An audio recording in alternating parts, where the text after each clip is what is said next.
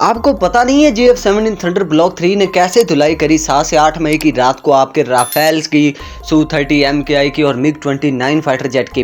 क्या आपको इतना इल्म नहीं है कि ये सबसे एडवांस फाइटर जेट है मीडियम जो है ना वेट फाइटर जेट्स की कैटेगरी में। अब तक जो JF-17 थंडर ब्लॉक 3 है नाज़रीन, कई ममालिक इसको ख़रीदने के बारे में भी सोच रहे हैं, लेकिन हमारे पड़ोसियों के दिमाग में ऐसा मोह भरा हुआ है कि मुझे समझ में नहीं आता है कि अगर ये इनके दिन का आगाज़ ही तब होता है जब ये पाकिस्तान की किसी न किसी चीज़ की, ख़ास तौर पर एयरफोर्स में या आर्मी या नेवी में कोई ना कोई बुराई ना निकाल लें। इनका दिन की शुरुआत ही नहीं होती है, समझाया इनको इस तरीके से जाता है, मुझे समझ ही नहीं आती है। बिस्मिल्लाहिर्रहमानिर्रहीम। अस्सलाम वालेकुम नाज़रीन, मेरा नाम मोहम्मद आसिफ है और आसिफ ऑफिशियल पी के यूट्यूब चैनल पर आपको वेलकम करते हुए करते हैं आज की एक ऐसी वीडियो का आगाज़ जो कि मेरे हिसाब से काफ़ी ज़्यादा इम्पोर्टेंट है हर पाकिस्तानी के लिए।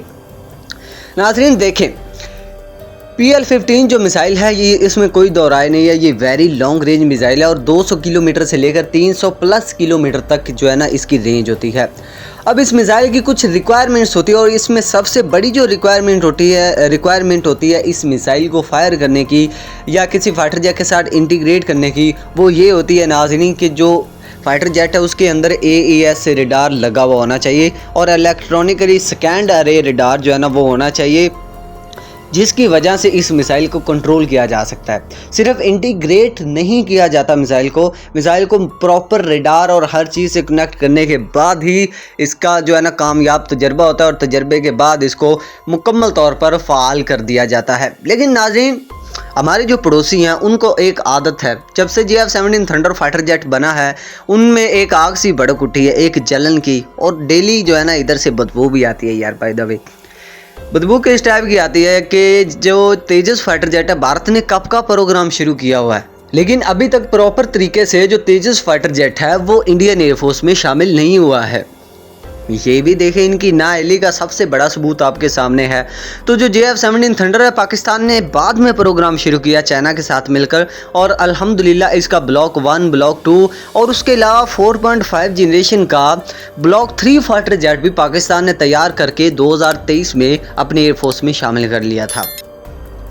तो नाज़रीन, सवाल ये आता है कि क्या ये इसकी रिक्वायरमेंट्स को पूरा करता है? तो सबसे बड़ी जो रिक्वायरमेंट है मैंने आपको बता दी है। जो JF-17 थंडर ब्लॉक 3 में रेडार लगता है नाज़रीन, वो लगता है KLJ-7A जो कि AES से रेडार है।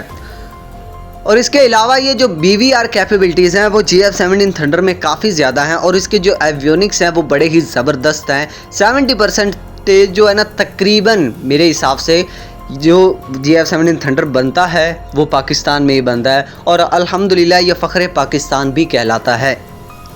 इसकी फुटेज जारी की गई ISPR की तरफ से नाज़रीन कि हमने successfully PL-15 very long range missile integrate कर दी गई है JF-17 थंडर ब्लॉक 3 में, और तब से लेकर अब तक भारत को जो है ना टेंशन है कि 100 किलोमीटर तक पाकिस्तान जो है उसकी जो एयर पावर है वो बियॉन्ड विजुअल रेंज में भारत से आगे निकल चुकी है।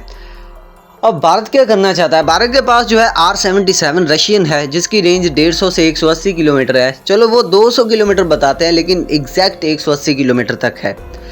तो PL-15 को ये भी जो है ना काफ़ी ज़्यादा एज होगा इसके ऊपर कि ये 100 किलोमीटर जो है ना, आप देखें 150 किलोमीटर तक ही ये फाइटर जेट जाकर बड़े आराम से उनको निशाना बना सकता है 300 किलोमीटर की दूरी पर। तो ये काफ़ी ज़्यादा बड़ा एज होगा। तो ये बात कहना कि JF-17 थंडर ब्लॉक 3 जो है वो PL-15 मिसाइल को कैरी नहीं कर सकता है, शूट नहीं कर सकता है, उसमें इंटीग्रेट नहीं हो सकती है, तो ये सरासर गलत है। ये हो सकता नहीं है बल्कि ये हो चुका है नाज़रीन कि PL-15 जो मिसाइल है वो J-10C में तो पहले ही इंटीग्रेट है, ठीक है। लेकिन JF-17 थंडर जो ब्लॉक 3 फाइटर जेट है पाकिस्तान का, अल्हम्दुलिल्लाह उसमें भी सक्सेसफुली इंटीग्रेट की जा चुकी है और उसके अलावा जो उसका PFX प्रोग्राम है ब्लॉक 4 का, वो भी इंशाल्लाह जल्द ही सामने आ जाएगा, जिसमें AI को भी शामिल किया जा रहा है फाइटर जेट की टेक्नोलॉजीज़ में। तो पड़ोसियों, तुम्हारा काम जलना है तो तुम जलते रहो, हमें इससे कोई फ़र्क नहीं पड़ने वाला है। और अगर राफेल में इतनी हिम्मत है तो दोबारा फिर उसे फ़ज़ा में ज़मीन पर मारने के लिए JF-17 थंडर को 1 सेकंड भी नहीं लगने वाला है। तो नाज़रीन, ये थी आज की वीडियो। उम्मीद करता हूँ आपको समझ आ गई होगी कि सक्सेसफुली जो PL-15 very long range missile है वो JF-17 थंडर ब्लॉक 3 में इंटीग्रेट कर दी गई है, इसमें कोई दो राय नहीं। और 7 से 8 मई की रात को ये साबित भी कर दिया JF-17 थंडर ने कि ये क्या चीज़ है। ऐसे ही इसके बारे में हवाई बातें नहीं की जाती हैं। तो ये थी आज की वीडियो, मिलते हैं नेक्स्ट वीडियो में। अगर चैनल पर नए हैं तो चैनल को सब्सक्राइब कर लें। अल्लाह हाफिज़।